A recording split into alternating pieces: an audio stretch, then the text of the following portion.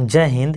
इस वीडियो हम लोग प्रकाश के परावर्तन के न्यूमेरिकल क्वेश्चन के तीसरा भाग को देखते हैं। तीसरा भाग में क्वेश्चन नंबर 6 से हम लोग स्टार्ट करते हैं। तो क्वेश्चन नंबर 6 कहता है कि एक अवतल दर्पण से 32 सेंटीमीटर की दूरी पर 2 सेंटीमीटर ऊंची एक वस्तु रखी गई है, तो प्राप्त प्रतिबिंब वास्तविक और उल्टा है। तो तथा इसकी आकार जो है 3 सेंटीमीटर है। तो दर्पण की फोकस दूरी तथा दर्पण से प्रतिबिंब की दूरी ज्ञात करने कहा गया है। तो चलिए हम लोग देखते हैं इसको। सबसे पहले किसी भी क्वेश्चन को सॉल्व करने के लिए उसमें दी हुई डाटा को लिखते हैं। इसका डाटा क्या सब है दिया है u इक्वल यानी वस्तु दूरी -32 सेंटीमीटर, क्योंकि u हर हमेशा माइनस में होता है। चलिए, तथा वस्तु की ऊंचाई h, वस्तु की ऊंचाई यानी h इक्वल 2 सेंटीमीटर, प्रतिबिंब की ऊंचाई तथा प्रतिबिंब की ऊंचाई h डैश इक्वल -3 सेंटीमीटर। ये 3 क्यों माइनस क्यों हुआ? प्रतिबिंब उल्टा बन रहा है, प्रतिबिंब उल्टा बनेगा। तो हमें से मांगा गया है कि फोकस दूरी f इक्वल वाट तथा v इक्वल वाट। चलिए इसे सॉल्व करते हैं। कैसे सॉल्व किया जाता है? तो सबसे पहले हमें निकालना है v और f। तो दर्पण सूत्र से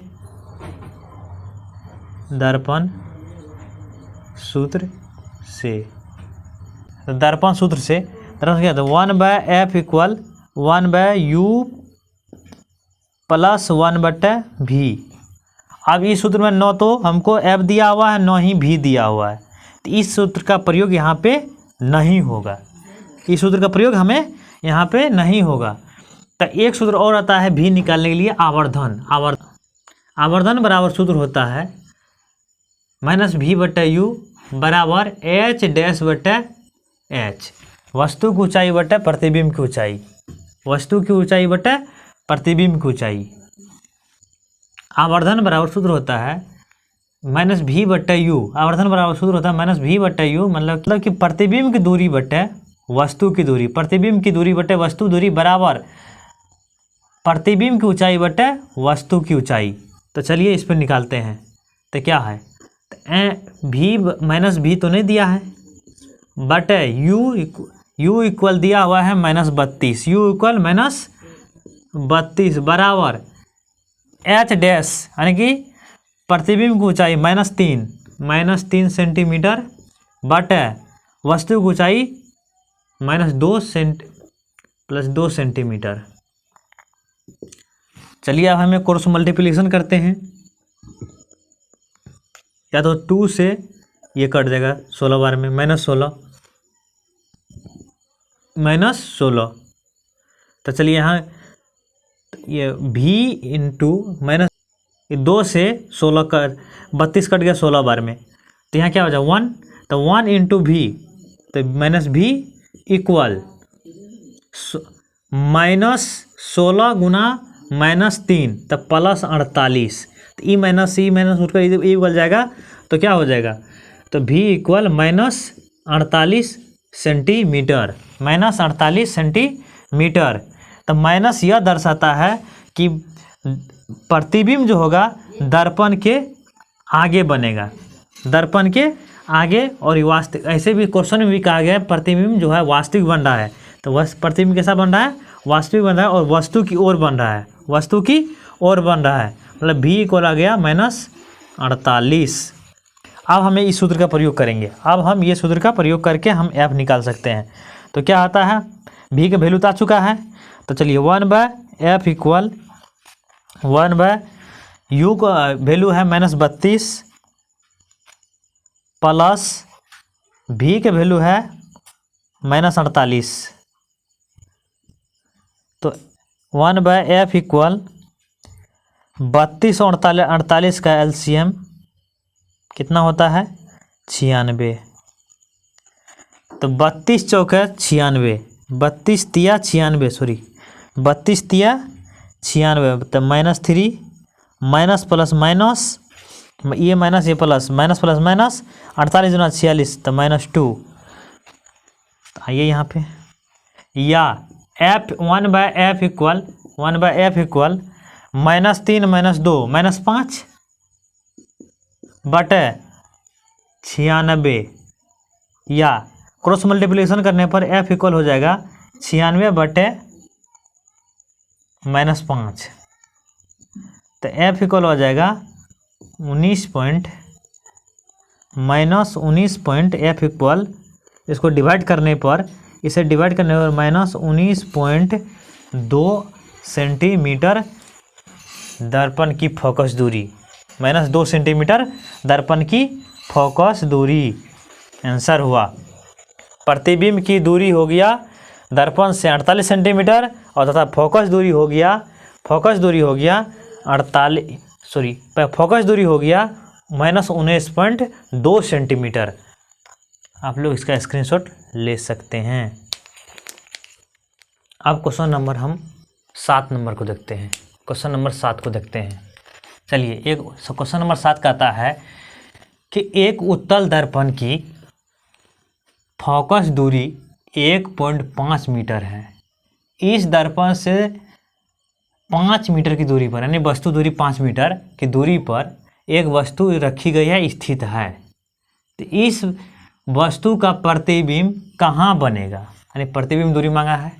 यह भी बताइए कि प्रतिबिंब का आकार क्या होगा, या आभासी होगा, वास्तविक होगा, क्या होगा, यह हमसे मांगा गया है। तो चलिए सबसे पहले हम दी हुई डाटा को लिखते हैं। तो दिया हुआ है क्या सब, दिया है u इक्वल -5 मीटर तथा f इक्वल, वस्तु दूरी 5 मीटर, f जो है 1.5 मीटर, वो भी प्लस में, क्योंकि दर्पण जो है उत्तल है। दर्पण कैसा है, उत्तल है, उत्तल दर्पण, इसलिए प्लस। तथा हमसे मांगा गया v बराबर वाट। तो चलिए हम चेक करते हैं। तथा m भी मांगा गया है, m बराबर भी वाट, m इक्वल भी वाट, यानी आवर्धन और प्रतिबिंब दूरी। चलिए सॉल्व करते हैं। तो दो चीज़ दिया हुआ है, f और u दिया हुआ है। तो दर्पण सूत्र का प्रयोग करते हैं। दर्पण सूत्र से तो 1/f इक्वल होता है 1/u + 1/v। तो क्या 1/v चाहिए, तो 1/v इक्वल 1/u इस हटाएगा, तो 1/f - 1/u। तो चलिए सॉल्व करते हैं। तो 1/v इक्वल हो जाएगा 1/f का मान है कितना, 1.5 मीटर, माइनस u का मान है 5 मीटर, वो भी माइनस में। तो चलिए सॉल्व करते हैं। तो 1/v इक्वल 1.5 और 5 का एलसीएम लेंगे तो ये आ जाएगा 1.5 ही आएगा।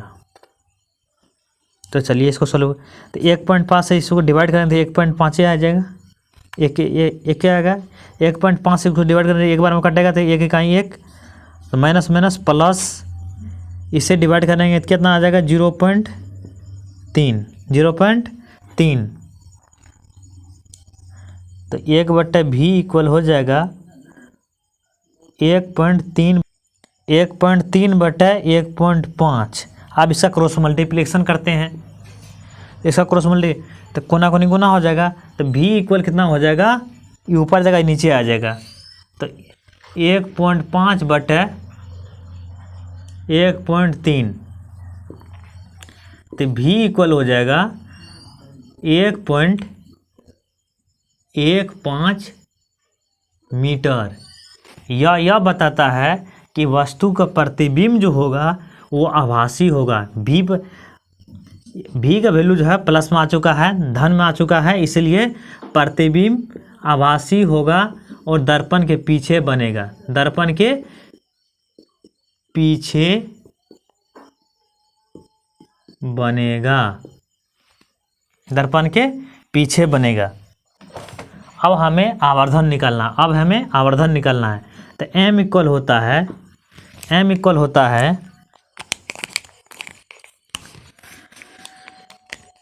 -v/u।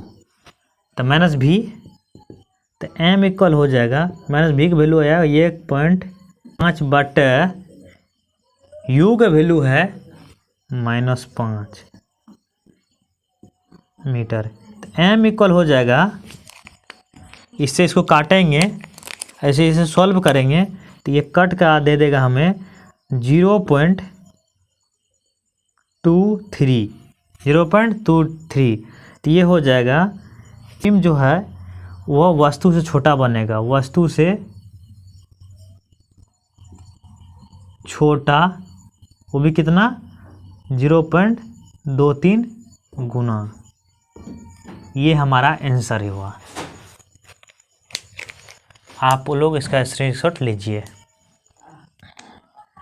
8वां नंबर क्या क्वेश्चन क्या कहता है कि एक अवतल दर्पण से 10 सेंटीमीटर की दूरी पर रखी वस्तु 4 गुना आवर्धित और वास्तविक प्रतिबिंब बनती है, तो प्रतिबिंब कहाँ बनेगा? प्रतिबिंब की दूरी मांग रहा है। तो इसमें दिया हुआ क्या सब है? प्रतिबिंब की दूरी मांग रहा है, इसमें दिया हुआ क्या सब है उसकी डाटा को लिख लेते हैं। तो इसमें इसका डाटा लिखते हैं। तो दिया हुआ इसमें क्या सब है? दिया हुआ है m इक्वल, आवर्धन जो दिया है -4। माइनस क्यों लिए? क्योंकि प्रतिबिंब वास्तविक बन रहा है, उल्टा बन रहा है, इसलिए माइनस में होगा। प्रतिबिंब वास्तविक है, इसीलिए प्रतिबिंब वास्तविक है, इसलिए m का जो वैल्यू होगा वो ऋणात्मक होगा, नेगेटिव होगा, माइनस में होगा। और इसका जो है वस्तु दूरी u इक्वल, वो भी -10 सेंटीमीटर। u तो सब जानते हैं कि ऋणात्मक होवे करता है, नेगेटिव होता है। आइए m का वैल्यू ऋणात्मक तब होता है जब वस्तु उल्टा बनता है, वास्तविक बनता है। वास्तविक बनेगा तो उल्टा बनवे करेगा, ये तो कन्फर्म है। तो इसीलिए m का वैल्यू है माइनस में है, -4 लिए। तो अब हमें चाहिए v के वैल्यू। हमें क्या चाहिए? प्रतिबिंब कहाँ बनेगा, यानी v के वैल्यू चाहिए। तो चलिए लगाते हैं आवर्धन बराबर सूत्र। इसमें फोकस से कोई कनेक्शन नहीं है, इसमें आवर्धन बराबर सूत्र लगाते हैं। तो क्या होता है? वो m इक्वल होता है -v/u, -v/u। चलिए देखते हैं। तो -v/u, m का वैल्यू -4 बराबर v की वैल्यू तो हमें नहीं है, तो v ऐसने रहेगा। तो तथा u का वैल्यू कितना है? -10 सेंटीमीटर। -10 सेंटीमीटर कुछ नहीं बट्टे 1, क्रॉस मल्टीप्लिकेशन करेंगे तो -v × 1, तो -v, -4 गुना -10 प्लस 40, माइनस गुना माइनस प्लस 40, तो v इक्वल आ जाएगा -40। तो माइनस चिन्ह यह बताता है कि एक वस्तु को ओर बनेगा। प्रतिबिंब जो है वस्तु की ओर बनेगा। v का चिन्ह जब ऋणात्मक आता है तो यह पता चलता है कि प्रतिबिंब जो होगा वह वास्तविक होगा और दर्पण की आगे बनेगा, यानी वस्तु की ओर बनेगा, वस्तु की ओर बनेगा। चलिए आप लोग इसका स्क्रीनशॉट लीजिए। अब हम लोग क्वेश्चन नंबर 9 को देखते हैं। तो क्वेश्चन नंबर 9 क्या कहता है कि एक उत्तल दर्पण की फोकस दूरी 6 सेंटीमीटर है और दर्पण से 7.5 सेंटीमीटर की दूरी पर एक वस्तु रखी गई है जिसकी ऊंचाई कितनी है? 3 सेंटीमीटर। तो 3 सेंटीमीटर, जिसकी ऊंचाई कितनी है 3 सेंटीमीटर। तो प्रतिबिंब कहाँ बनेगा, प्रतिबिंब का स्थान, आकार कैसा होगा, या आभासी होगा, वास्तविक होगा, उस यानी कि इसका स्वरूप बताने का आता है। क्या कहता है, इसका स्वरूप बताने के लिए सबसे पहले हम दी हुई डाटा को लिख लेते हैं। तो डाटा क्या है इसका, तो एफ इक्वल दिया हुआ है +6 सेंटीमीटर। क्यों, क्योंकि दर्पण जो है उत्तल है। दर्पण कैसा है, उत्तल है, उत्तल दर्पण, इसीलिए प्लस में होगा।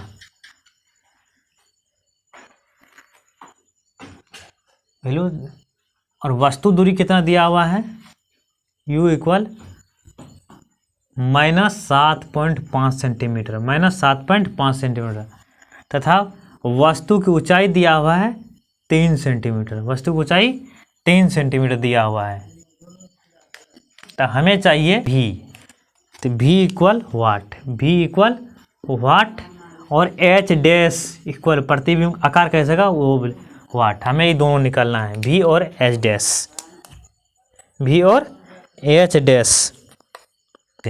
कौन सा सूत्र प्रयोग होगा, दर्पण सूत्र से 1/f equal 1/u plus 1/v। तो 1/v इक्वल 1/f, ये प्लस में माइनस चला जाएगा, -1/u। तो सबका वैल्यू रखते हैं। तो 1/v इक्वल f का वैल्यू है 6, 1/6 माइनस 1/7.5, वो भी माइनस में। चलिए इसे सॉल्व करते हैं। तो 1/v बराबर 1/6 माइनस प्लस, ये माइनस प्लस, तो क्या होगा 1/7.5, कितना हो जाएगा 7.5। तो 6 और 7.5 का एलसीएम कितना होगा, 1/v बराबर 1/6 और 1/7, 7.5 का एलसीएम होगा 15। इसको एलसीएम निकालने पर कितना होता है 15। तो 6 और 7.5 का एलसीएम निकालते हैं, 3 से देंगे तो 2 और ये आ जाएगा 2.5। तो इसको मल्टीप्लाई करते हैं, 2 × 3 × 7 2.5 इक्वल होता है 15। तो एक बार इसे डिवाइड करेंगे तो ये आ जाएगा 2.5 प्लस इसे 7.5 से डिवाइड करेंगे 15 को तो 2 बार में कटेगा, तो कितना आ जाएगा, ये टोटल हो जाएगा 1/v इक्वल 4.5/50। तो इसलिए क्रॉस मल्टीप्लिकेशन करते हैं तो v इक्वल हो जाएगा 15/4.5। इसको डिवाइड करेंगे तो v इक्वल आ जाएगा 3 इसको काटेंगे तो 3.33 सेंटीमीटर।